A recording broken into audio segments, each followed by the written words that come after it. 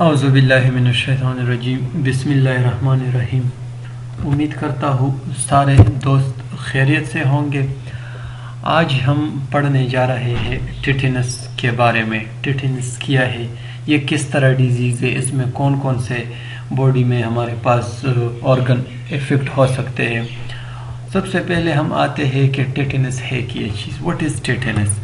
Tetanus is an infection caused by bacteria called Clostridium tetani. یہ tetanus disease ہمارے پاس ایک bacteria سے cause ہو سکتا ہے جس کا نام ہے کلوسٹریڈیم ٹیٹنائی۔ اور دوسری بات، یہ کس طرح انٹر ہوتا ہے؟ when this bacteria enter the body، یہ آپ کے باڈی میں انٹر ہوتا ہے through wound، یعنی جہاں پہ زخم لگ جائے، پھر کنٹامینیشن جہاں پہ ہمارے پاس پہلے سے یہ بیکٹیریا موجود ہے اس زخم کے تھرو وہ باڈی میں انٹر ہوتا ہے، اور پھر اسی وجہ سے ہمارے پاس یہ ٹیٹنس اکر ہو سکتا ہے۔ They produce a toxin that causes painful muscle contraction. Another name for tetanus is lockjaw.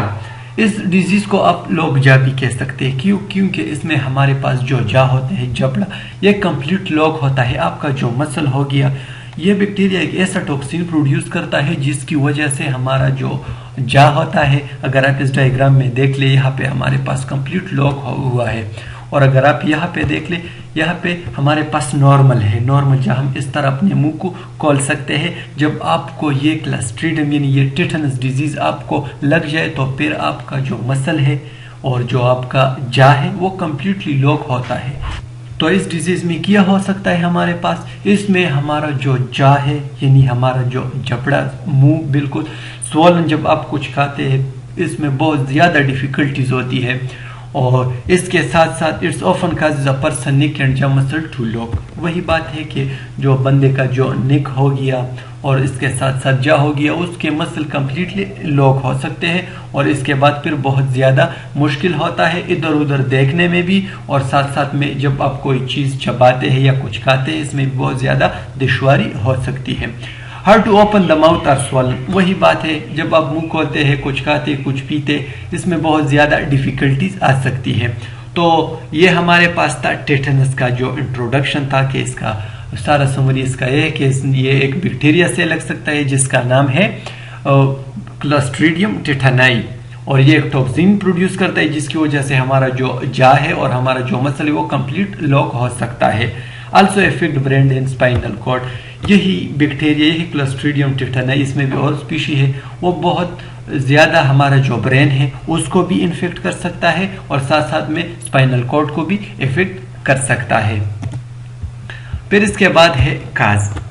ہم نے تو پہلے سلائیڈ میں بھی پڑھ لیا کہ کس وجہ سے ہمارے پاس یہ بیکٹیریا یعنی یہ ڈیزیز ٹیٹنس اکر ہو سکتا ہے۔ تو اس کا نام ہے کلاسٹریڈیم ٹیٹنائی۔ ہمارے پاس یہ ہے گرام پوزیٹیو بیکٹیریا، جو اس کا شیپ ہے روڈ بیکٹیریم، اور اس کا شیپ اگر آپ اس ڈائیگرام میں دیکھ لیں، کلاسٹریڈیم ٹیٹنائی ٹیٹنس وداؤٹ سپور، اس کا سٹرکچر اس طرح ہوگا، روڈ شیپ باڈی، اور سپور کے ساتھ اگر آپ اس ڈائیگرام میں دیکھ لیں، نیچے آ جائے تو اس میں ہمارے پاس روڈ شیپ ہے، لیکن اس میں سپور ہے، یہ ہمارے پاس وتھ سپور ہے اس کا شیپ، اور اس کے ساتھ ساتھ یہ شیپ روڈ شیپ ہمارے پاس کیا ہے وداؤٹ سپور۔ اس کے ساتھ یہ اس کا ٹرمینل ہے، یہ سارا کچھ اس میں موجود ہے، جس طرح یہ جرم سیل ہو گیا اور کارٹکس ہو گیا، کوٹ ہو گیا، اور لاسٹ میں ہمارے پاس کور ہو گیا۔ یہ آپ نے صرف ذہن میں یہ بٹھانا ہے کہ یہ کس چیز سے لگ سکتا ہے، یہ ٹیٹنس ڈیزیز کلاسٹریڈیم ٹیٹنائی، جو کہ گرام پوزیٹیو بیکٹیریا ہے۔ پھر اس کے بعد ہم ٹرانسمیشن پہ آتے ہیں۔ پہلے سلائیڈ میں ہم نے تھوڑا اس کو ٹچ دیا کہ کس طرح ٹرانسمٹ ہو سکتا ہے۔ اسپور میں بھی introduce through contaminated puncture, wound, burns اور contaminated injected street drugs like contaminated operation theatre. اس کا سمری جو خلاصہ ہے وہ یہ ہے کہ یہ ڈیزیز پہلے سے، جس طرح آپ پہلے سے زخمی ہے، ایک وونڈ ہے آپ کے پیر میں جہاں پر بھی ہے، لیکن آپ کنٹامینیٹ ہو گئے کنٹامینیٹڈ چیز سے، جس طرح ہمارے پاس سوئل ہو گیا، کوئی اور چیز یا کچھ انسٹرومنٹ، ایک ایسا انسٹرومنٹ ہے ہمارے پاس کہ وہ پہلے سے کنٹامینیٹڈ ہے، اس میں جو کلاسٹریڈیم ہے وہ موجود ہے، یہ آپ کے زخم، آپ کے وونڈ کے ساتھ ٹچ ہو گیا تو پھر یہ آپ کے باڈی میں اندر چل سکتا ہے. جب وہ اندر چل سکتا ہے پھر وہی ٹاکسین پروڈیوس کرتا ہے اور آپ کا جو جسم ہے, جو مسل ہے, جا وغیرہ اس سارا کو کیا کرتا ہے, لاک کرتا ہے. تو یہ تھا ہمارے پاس ٹرانسمیشن, یعنی ایک کنٹامینیشن. جب ہم کنٹامینیٹڈ چیز ہے, جس طرح آپریشن تھیٹر میں ہمارے پاس کنٹامینیٹڈ ہے, ویل اسٹیرائل نہیں ہے, اسی وجہ سے بھی وہ ٹرانسمٹ ہو سکتا ہے. اور ساتھ ساتھ میں جس طرح ہمارے پاس کچھ اور کنٹامینیٹڈ چیزیں آپ کے ساتھ موجود ہے, سوئل ہو, جو بھی اس کی وجہ سے کوئی پنکچر آپ سے پہلے پنکچر کی وجہ سے, یعنی آپ کے پاؤں ہاتھ میں پنکچر ہے, کنٹامینیٹڈ چیزیں جو ہے اس کے ساتھ آپ کا پاؤں ہاتھ وغیرہ لگ گیا, تو اسی وجہ سے یہ کلسٹریڈیم ٹیٹانی آپ کے باڈی میں انٹر ہو سکتا ہے. تو یہ تھا ہمارے پاس ٹرانسمیشن کہ کس طرح یہ کلسٹریڈیم ٹیٹانی ہمارے پاس آپ کے باڈی میں اندر جا سکتا ہے. پھر اس کے بعد ہے سمٹم. کون کون سے علامات, کون کون سے جو سمٹمز ہے موجود ہوں گے جب آپ کو یہ کلسٹریڈیم یعنی جو بیکٹیریا ہے کلسٹریڈیم ٹیٹانی یعنی جو ٹیٹنس ڈیزیز ہے جب آپ کو لگی ہوئی ہو تو کون سے سمٹم آپ میں نمودار ہوئے ہوں گے. تو فرسٹ ہمارے پاس ہے فیور ہوگا, بخار ہوگا, ہیڈک ہوگا یعنی سر میں درد ہوگا, لوگ جا اینڈ پین. یہ آپ نے اپنے ذہن میں بٹھانا ہے, بالکل سٹک کرنا ہے کہ یہ جو لوگ جا, اس ڈیزیز کو بھی لوگ جا کا نام دیا ہوا ہے کیونکہ اس میں زیادہ تر جو جا ہے وہ کمپلیٹ لوگ ہو سکتا ہے اور اس میں پین آ سکتا ہے.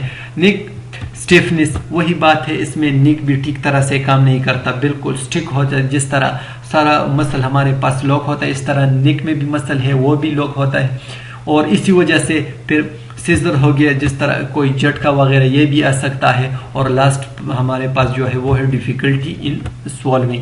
جب آپ کچھ چیز چباتے ہیں, کچھ کھاتے ہیں, کچھ پیتے ہیں تو آپ کو بہت زیادہ ڈیفیکلٹی ہوگی کیونکہ آپ کا منہ زیادہ تر نہیں کھول سکتا, لاک ہوتا ہے, یا سب کچھ لاک ہوتا ہے. تو اسی وجہ سے آپ کو بہت زیادہ مشکلات کا سامنا کرنا پڑتا ہے. اگر آپ اس ڈائیگرام میں دیکھ لیں, یہ ڈائیگرام تو ہمارے وہی سائن سمٹم ہے, اور اگر آپ اس ڈائیگرام کو, یہ نیچے والا ڈائیگرام کو اگر آپ دیکھ لیں تو یہ ہمارے پاس ہم اگر یہ بھی کہیں کہ بہت زیادہ خطرناک ڈیزیز ہے, اس میں بندے کا جو اسٹرکچر ہے, جو اس کا باڈی ہے وہ اس طرح بالکل کمپلیٹ اس طرح بائنڈ ہو سکتا ہے. تو یہ تھا ہمارے پاس سائن سمٹم تھے ٹیٹنس یعنی جو کلسٹریڈیم بیکٹیریا ہے, یہ کلسٹریڈیم ٹیٹانی ہے, اس کی وجہ سے جو ڈیزیز ٹیٹنس لگتا ہے تو اسی وجہ سے آپ کا باڈی کا شیپ اس طرح ہو سکتا ہے.